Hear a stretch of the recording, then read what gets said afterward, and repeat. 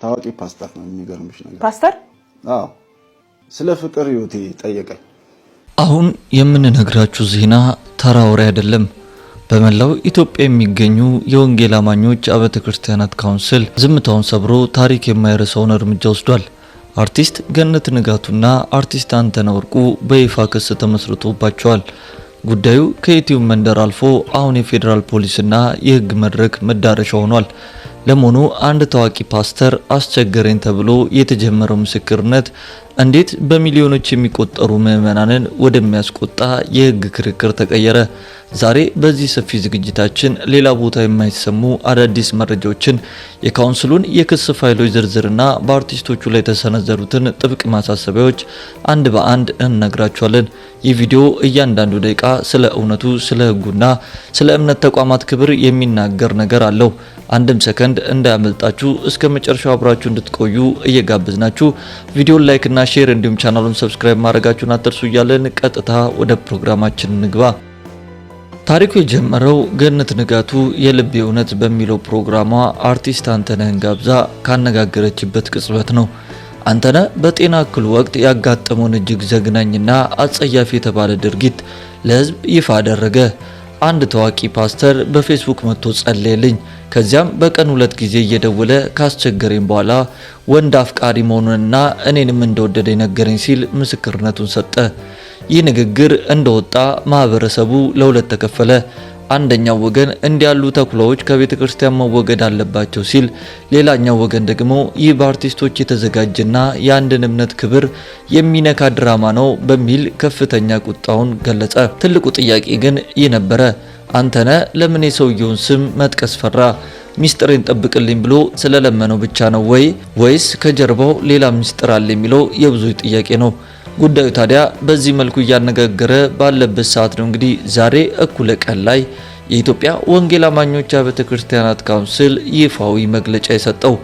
ካውንስሉ በአርቲስት ገነት ንጋቱና በአርቲስት አንተነህ ወርቁ መካከል የተደረገው ቃለ መጠይቅ ለእምነቱ ተከታዮች ካላቸው ጥላቻ የመነጨ ነው ሲል በይፋ ፈርጆታል። ካውንስሉ በክሱ ላይ እንደጠቀሰው ማንነታቸው በግልጽ ያልተጠቀሰ ግለሰቦችን በጅምላ በመወንጀል በሚሊዮኖች የሚቆጠሩ የወንጌል አማኞችን መንፈሳዊ ገጽታና ክብር አጉድፏል ብሏል። የነጻነት ድንበር ሊታወቅ ይገባል ያለው ካውንስሉ በማስረጃ ያልተደገፈ መረጃ ማሰራጨት በሕግ እንደሚያስጠይቅ ለሁለቱም አርቲስቶች ጥብቅ ማስጠንቀቂያን ሰጥቷል። እዚህ ጋር ነው ዋና ነጥብ ያለው። አሁን ጉዳዩ ወደ ሕግ መድረክ ከሄደ አርቲስት አንተነህ ወርቁ 2 ምርጫዎች ብቻ ነው ያሉት። አንደኛው የተባለውን ግለሰብ በስምና በማስረጃ ለፍርድ ቤት ማቅረብ። ይህ ከሆነ አርቲስቱ ነፃ ከመውጣቱ በላይ ቤተክርስቲያንን ከቆሻሻ የማጽዳት ስራ ሰርቷል ተብሎ ይወደሳል። ሁለተኛው ምርጫ ግን ማስረጃ ከሌለውና ግለሰቡን መለየት ካልቻለ በአንድ ትልቅ ተቋም ላይ ጥላሸት በመቀባትና ጥላቻን በመስበክ የከበደ እስራት ወይም የገንዘብ ቅጣት ሊጠብቀው ይችላል። ገነት ንጋቱስ እንዳዘጋጅነቷ ምን አይነት ኃላፊነት ይኖርባታል የሚለው የብዙ ሰዎች ጥያቄ ነው። የሚዲያ ስነ ምግባር ክስ ሲቀርብ የሁለቱንም ወገን ሀሳብ ማካተት አለበት ይላል። ካውንስሉ እንዳለው ግን ፕሮግራሙ ሆን ተብሎ ስም ለማጥልሸት የተዘጋጀ እንጂ እውነትን ለመፈለግ አልነበረም ብሏል። የካውንስሉ መግለጫ ውስጥም አንድ እጅግ የሚያስደነግጥ ነጥብ አለ። በየማህበራዊ ሚዲያው ሙያዊ ስነ ምግባርን ባልተከተለ መልኩ የእምነት ተከታዮችን ገጽታ የሚያበላሹ ስራዎች እንዲቆሙ የሚለው ማሳሰቢያ ወደፊት በሌሎች ዩቲዩበሮች ላይም ተመሳሳይ እርምጃ እንደሚወሰድ ያሳያል። ይህ ማለት የዩቲዩብ መንደር የፈለጉትን የሚናገሩበት መድረክ መሆኑ ሊያበቃ ነው ወይ? የብዙዎቻውንም ጥያቄ ነው።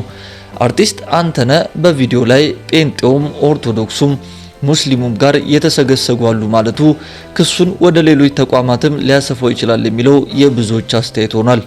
አሁን እስኪ ቆም ብለን እናስብ። ብዙ ሰዎች የሚጠይቁት ጥያቄ ለምን አሁን የሚል ነው። ገነት ንጋቱ ይህንን ፕሮግራም ስታዘጋጅ እንዲህ ያለ የህግ ማዕት ይመጣል ብላ አስባ የሆነነ ወይስ ለቪው ተብሎ የተደረገ የጥንቃቄ ጉድለት ነው? በሌላ በኩል ደግሞ ካውንስሉ ክስ መመስረቱ ብቻውን በቂ ነው ወይ? ተኩላዎችስ አሉ ከተባለ ተቋሙ ራሱ ውስጡን የመፈተሽ ስራ አይጠበቅበትም ወይ? አንገታችን ስር ናቸው፣ ቤተሰቦቻችሁን ጠብቁ የሚለው የአርቲስቱም ንግግር በብዙ እናቶችና አባቶች ልብ ውስጥ ፍርሃትን ዘርቷል። ይህ ፍርሃት ደግሞ በሕግ ክስ ብቻ የሚጠፋ አይደለም። እውነቱ በግልጽ ወጥቶ ጥፋተኛው ተቀጥቶ ንጹሃን ደግሞ ክብራቸው ተመልሶ ማየት የማህበረሰቡ ፍላጎት ነው እያሉ በርካቶች እየተናገሩ ይገኛሉ።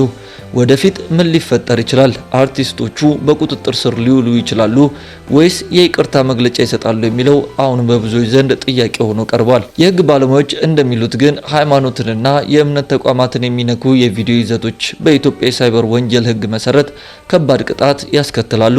አርቲስት አንተነህ በኢየሱስ ስም ብሎ መገሰጹን እንደ ማስረጃ ሊጠቀምበት ይችላል። ሚስጥር ጠብቅልኝ ያለው ግለሰብ ድምጽ ተቀርቶ ይሆን? እነዚህ ሁሉ ጥያቄዎች ምላሽ የሚያገኙት በሂደት ነው። የዛሬው ሰበር ዜና የሚያስተምረን ትልቁ ቁም ነገር ማህበራዊ ሚዲያ ኃይል አለው። ነገር ግን ያ ኃይል በኃላፊነት ካልተያዘ አደገኛ ነው። አርቲስት አንተነህና ገነት ንጋቱ የጀመሩት ጉዞ አሁን ከአቅማቸው በላይ ሆኗል። የኢትዮጵያ ወንጌል አማኞች አብያተ ክርስቲያናት ካውንስል የወሰደው እርምጃ ለሌሎች የሚዲያ ባለሙያዎችም ትልቅ ደውል ሆኗል። እውነትን መናገር መብት ቢሆንም የአንድን ማህበረሰብ ክብርና ማንነት ሳይነካ መሆን ግን ይኖርበታል።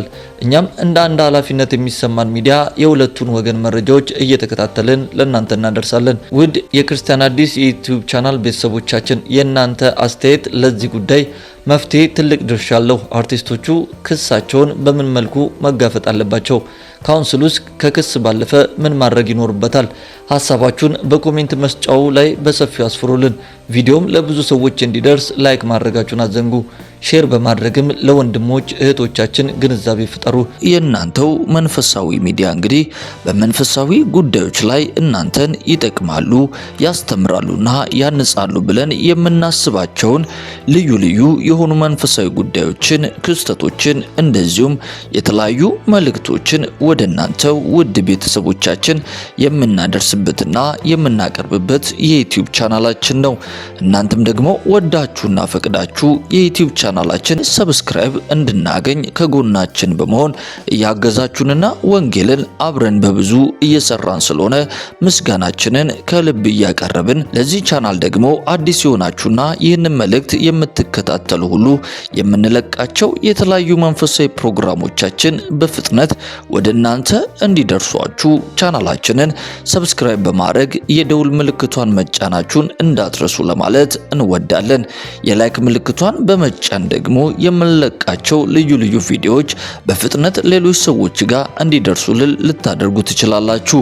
በተጨማሪም ወደ እናንተ በምናቀርባቸው ልዩ ልዩ መንፈሳዊ ይዘት ያላቸው ፕሮግራሞቻችን ላይ የእናንተ የቤተሰቦቻችን አስተያየት ደግሞ የበለጠ እንድንሰራ ስለሚያግዘንና ስለሚያበረታን በሐሳብ ሳጥን መስጫው ቦታ ላይ ሐሳብና አስተያየታችሁን በቅንነትና በጨዋነት ብታስቀምጡልን እኛም የምንመለከተውና ምላሽ የምንሰጥ መሆናችንን ለመግለጽ እንወዳለን። የዛሬው ፕሮግራማችንን እዚህ ላይ እንፈጽም። ሰላም፣ ጤና፣ ፍቅር በያላችሁበት ስፍራ ሁሉ እየተመኘንላችሁ ጌታ ኢየሱስ ክርስቶስ ዘመናችሁና ሕይወታችሁን ይባርክ እንላለን።